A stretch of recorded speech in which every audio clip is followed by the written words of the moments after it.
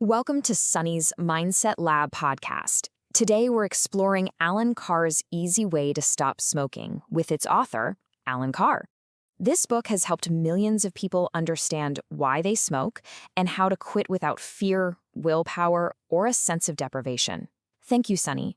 The purpose of the Easy Way is to remove the fear of quitting and to show smokers that they are not giving anything up. They are gaining freedom. And Alan, that idea of gaining freedom instead of giving something up is, well, it's a total game changer. So to help everyone get there, here's the journey we're going to take today. First, we're going to really understand what you call the nicotine trap. Then we're going to pull apart all those reasons we think we smoke. We'll get into the willpower myth, and then we'll unpack the Easy Way method itself. After that, we'll talk about what to do with your very last cigarette, and finally, what life looks and feels like as a happy non-smoker. So let's dive right into that first big idea, the nicotine trap. Alan, you're very specific about using the word trap, not habit. Can you break down what this trap really is? Why do people feel so completely stuck? Of course. The trap is actually brilliantly designed, but it's remarkably simple once you see how it works. See, it isn't just one problem. It's actually a combination of two very different parts that work together. And the reason people struggle so much is they usually only focus on one of them. Okay, so the first part of this trap is what I call the little monster. Now, this is the physical addiction to nicotine itself. But it's so important to understand what this actually feels like. It's not some terrible pain, like a headache or a broken bone. It's more of a slightly empty, restless, almost insecure feeling. It's that subtle sense that something's just missing. It's so faint, in fact, that most smokers don't even recognize it as withdrawal. They just know that when they light up a cigarette, that feeling goes away for a little while. But here's the thing, that little monster, it's actually the minor part of the problem. The real power, the real strength of the trap comes from the big monster, and that is all the psychological brainwashing. I'm talking about a lifetime of conditioning, from movies, from advertising, from seeing our parents or friends smoke. All of it has taught us to believe that cigarettes provide some kind of genuine pleasure or act as some kind of crutch. We start to believe they help us relax or concentrate or deal with stress. That brainwashing, that big monster, that's the real enemy we have to defeat. That is such a critical distinction. So the physical part is actually pretty weak, but it's the psychological part, the big monster, that gives the trap all its teeth. Okay, so let's start taking that big monster apart, piece by piece. How about we start with the number one reason people give? I just genuinely enjoy it. Ah, yes, enjoyment. This is truly the greatest illusion of them all. I always ask smokers to just think back, really think back, to their very first cigarette. Was that enjoyable? No, of course not. It was disgusting. You probably coughed, you felt dizzy. You had to literally force yourself to train your body to tolerate the poison. So what smokers have been tricked into calling enjoyment isn't a real pleasure at all. It is simply the act of relieving the withdrawal from the last cigarette. You're just scratching an itch that the cigarette itself created. Here's the best way to think about it. Smoking is like forcing yourself to wear shoes that are one size too small all day long, just so you can experience that moment of relief when you finally take them off. You see, non-smokers don't walk around all day feeling like something is missing. They're just comfortable. A smoker, on the other hand, spends their whole life with those tight shoes on, and that brief, fleeting moment of relief they get when they light a cigarette is what they've been brainwashed to call pleasure. But it's not pleasure. It's just getting back to the normal, comfortable state that non-smokers live in all the time. That tight shoes analogy is it's perfect. It completely reframes that feeling. Okay, let's hit the other huge one, stress. For so many smokers, this feels 100% real. The moment a crisis hits, the absolute first instinct is to reach for a cigarette. So why does that feel so powerful, so effective? It feels real because a smoker is always dealing with two layers of stress. You've got the normal stress of life, right? A difficult phone call, a work deadline, whatever it is. But on top of all that, a smoker is also in a constant state of low-level agitation from the little monster needing its next nicotine fix. And that withdrawal, it feels just like stress.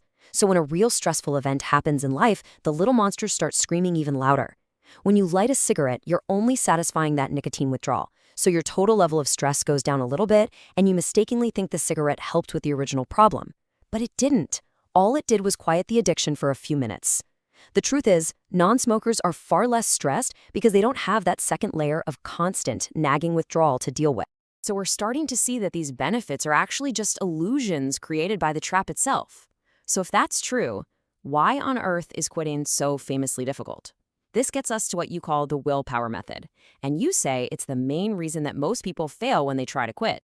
Exactly. The willpower method is really any method that makes the smoker feel like they're making a huge sacrifice. They go into it with this mindset of, oh, I can never, ever have another cigarette again.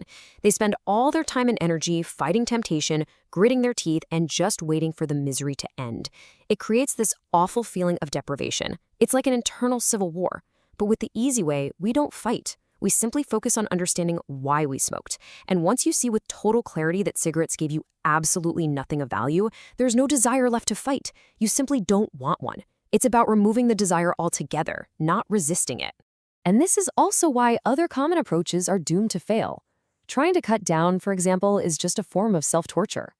You spend the whole day obsessing over and waiting for your next cigarette, which makes it seem like the most precious, wonderful thing on the planet. It just reinforces the brainwashing.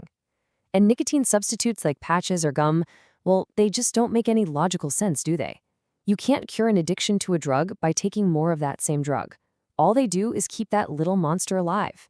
They prolong the physical addiction and do absolutely nothing to get rid of the big monster, the brainwashing.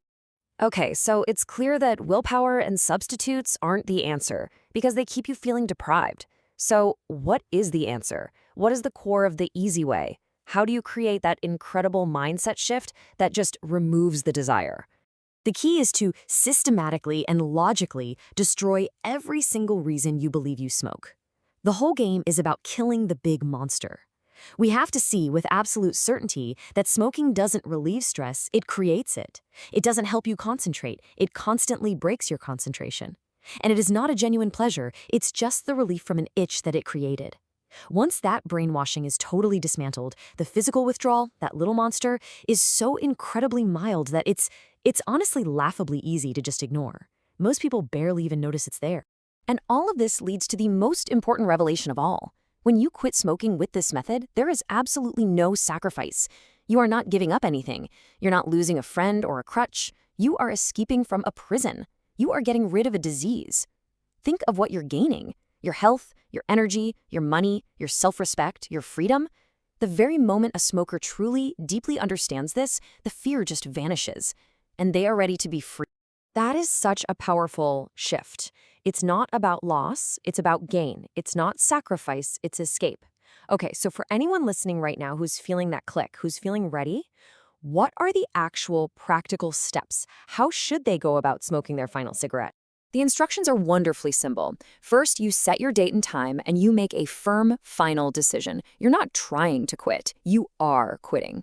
Second, in the time leading up to it, you really cement that joyful mindset. I'm not giving something up. I am escaping. When that moment comes, you light your final cigarette, but this time you smoke it consciously. Really pay attention. Notice the foul smell. Notice the nasty taste in your mouth. Remind yourself that this is what you've been putting into your body for all these years. This is the monster. And then, as you extinguish that final cigarette, you make a solemn vow to yourself. You say something like, I am now a non-smoker, or I am free, and you follow it with a genuine feeling of joy. Isn't it wonderful? This isn't about just hoping for the best. It's a declaration. It is an immediate and permanent shift in your identity. From that second forward, you are a non-smoker. That vow is so powerful. It's not about what you're stopping, it's about what you're becoming. But what about the day after? People are so scared of that withdrawal period. They're terrified of the cravings. How do they get through those first few days without falling back on willpower? This is where we reframe the experience completely. If you happen to feel that slight empty pang from the little monster, you don't panic. You don't think, oh no, I want a cigarette. Instead, you actually welcome it. You smile and say to yourself, this is fantastic. This is the feeling of my body healing. This is the little monster dying. You start to enjoy that feeling as a positive sign of your victory. Each little pang is just a confirmation that you're winning and that the trap is finally dissolved. And this part is absolutely crucial. You don't hide from life. Don't avoid parties or coffee with friends or stressful situations. You go out and you live your life right from day one. Because when you find yourself in a situation where you used to smoke and you suddenly realize you were having just as much fun, or maybe even more fun without a cigarette, it's an incredible moment of revelation. Each one of those moments deals another death blow to the big monster. You're proving to your own brain over and over that you never needed that crutch in the first place. You really are free. You know, what's incredible is that this isn't just a compelling idea. There's some really interesting data to look at. A major randomized clinical trial was published in the journal Tobacco Control, and it compared this method directly against a standard online national quit service. The results were pretty amazing. After a full year, the quit rate for people using Alan Carr's method was nearly 22%. The rate for the standard online service? Just over 11%. So in a controlled scientific study, this approach was nearly twice as effective. That's a powerful piece of evidence. Alan, thank you for walking us through the easy way to stop smoking. This conversation removes fear and replaces it with understanding and confidence. Thank you, Sunny.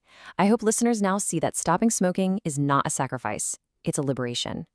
This has been Sunny's Mindset Lab. Thank you for listening, and we'll see you in the next episode.